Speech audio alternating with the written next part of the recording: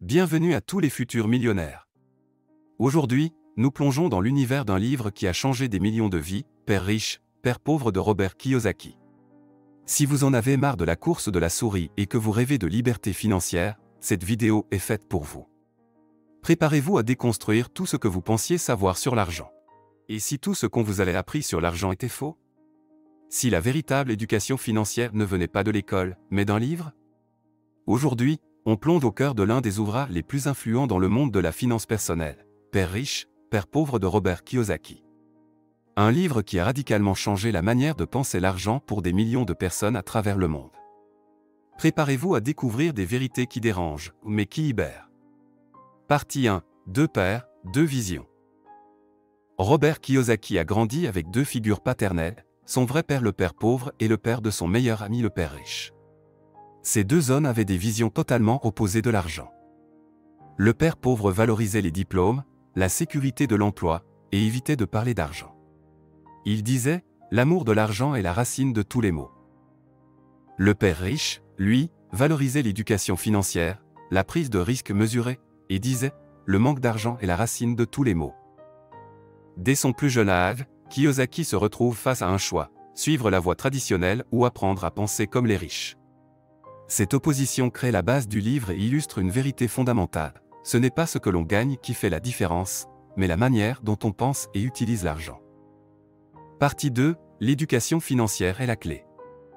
La première grande leçon du père riche, l'école ne nous apprend rien sur l'argent. On apprend à lire, écrire, compter, mais pas à gérer un budget, investir ou comprendre les impôts. Robert insiste sur un point crucial, ce n'est pas le revenu qui fait la richesse, mais la capacité à conserver et faire fructifier ce revenu.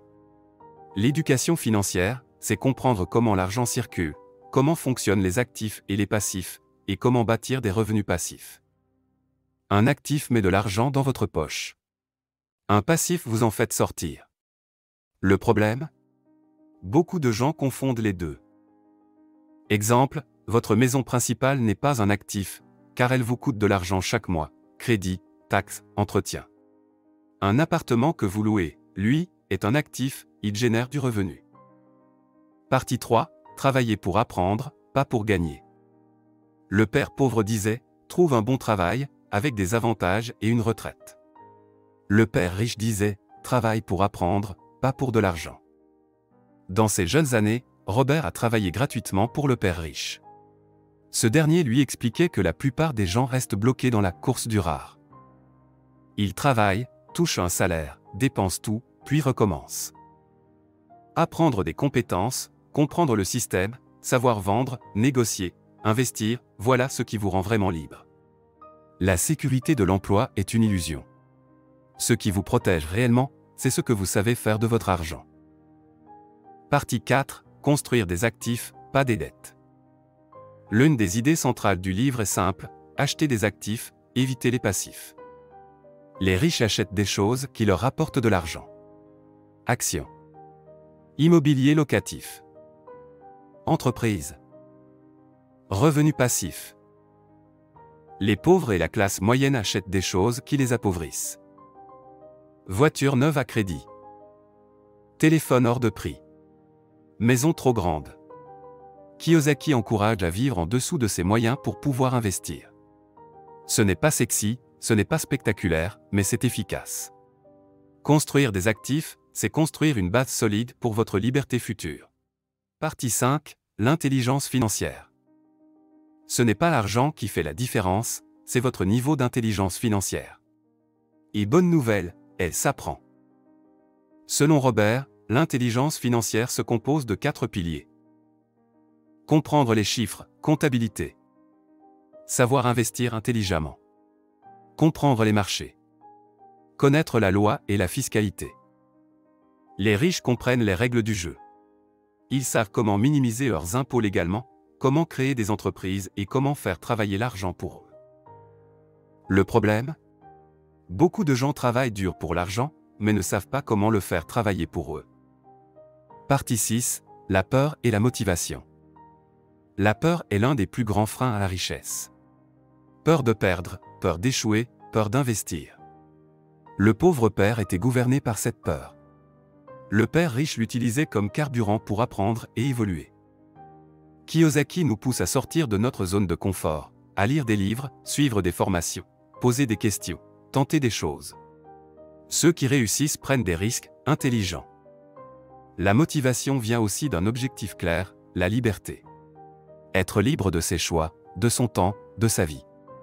Et cette liberté commence dès que vous cessez de dépendre d'un seul salaire. Partie 7. Comprendre le pouvoir des entreprises. Robert Kiyosaki insiste sur l'importance de posséder une entreprise plutôt que d'être un simple employé. Les entreprises offrent des avantages fiscaux, une maîtrise de leurs revenus, et surtout la possibilité de créer de la richesse à grande échelle. Les riches investissent souvent via leurs entreprises. Ils peuvent déduire leurs dépenses, investir avant d'être imposés, et utiliser les structures juridiques pour protéger leurs actifs. Kiyosaki recommande à chacun d'apprendre les bases de l'entrepreneuriat, même en commençant petit, vendre un produit, lancer un blog, proposer un service. Partie 8. L'argent travaille 24 heures. Pendant que la plupart des gens dorment, l'argent des riches travaille.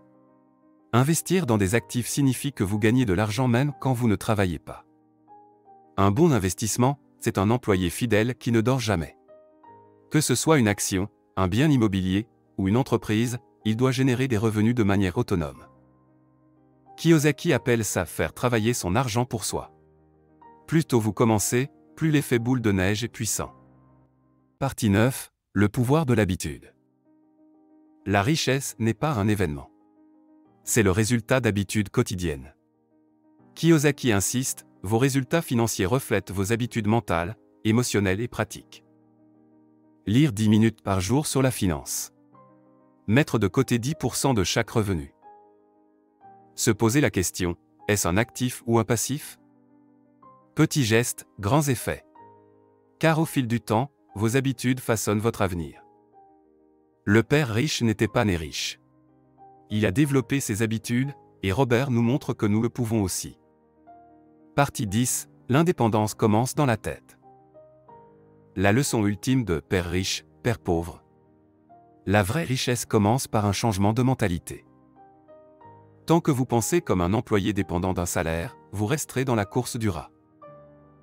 Mais si vous commencez à penser comme un investisseur, un créateur, un bâtisseur d'actifs, alors votre vie change. Vous n'avez pas besoin de tout savoir. Vous devez être curieux, poser des questions, apprendre en continu. Car ce livre n'est pas une fin, mais un début. Partie 11. Apprendre à vendre et à communiquer. L'un des aspects les plus négligés de l'éducation financière, selon Robert Kiyosaki, est la capacité à vendre. Le père riche disait : « Si tu veux devenir riche, tu dois apprendre à vendre, à influencer, à convaincre. » Cela ne signifie pas devenir manipulateur, mais savoir présenter ses idées, négocier, créer de la valeur. Que ce soit pour obtenir une promotion, lancer une entreprise ou attirer des investisseurs, la communication est une arme puissante. Les écoles forment à obéir. Le monde réel récompense ceux qui savent se vendre et vendre leurs idées. Commence par t'exprimer, partager, oser demander. Car plus tu gagnes en assurance, plus tu ouvres de portes. Partie 12. Investir dans votre développement personnel. Enfin, Kiyosaki nous pousse à investir dans la seule chose qui ne peut pas être volée, détruite ou dévaluée, vous-même. Lire des livres, comme celui-ci. Suivre des formations. Être coaché, mentoré. Apprendre de ses erreurs. L'argent vient et va. Mais les connaissances et compétences que vous développez, elles restent. Le père pauvre voyait les études comme une fin. Le père riche les voyait comme un processus continu. C'est pourquoi il faut voir l'apprentissage comme un investissement, pas comme une dépense. Chaque euro, chaque heure que vous mettez dans votre cerveau vous rapportera des dizaines ou centaines de fois plus, à condition de passer à l'action. Conclusion, ce que vous pouvez faire dès aujourd'hui. Père riche, Père pauvre n'est pas un guide miracle. C'est un électrochoc. Il ne vous dit pas quoi faire précisément, mais il vous force à penser différemment. Alors que pouvez-vous faire dès maintenant? Lisez davantage sur les finances personnelles. Apprenez à créer des actifs, immobiliers, business, bourse. Contrôlez vos dépenses. Sortez de la course du rat. Et surtout, investissez en vous-même. Car la meilleure richesse, c'est celle qui se trouve entre vos deux oreilles. Si cette vidéo vous a inspiré, laissez un commentaire avec la leçon que vous retenez du livre. Abonnez-vous pour plus de contenu sur la liberté financière, l'indépendance et le développement personnel.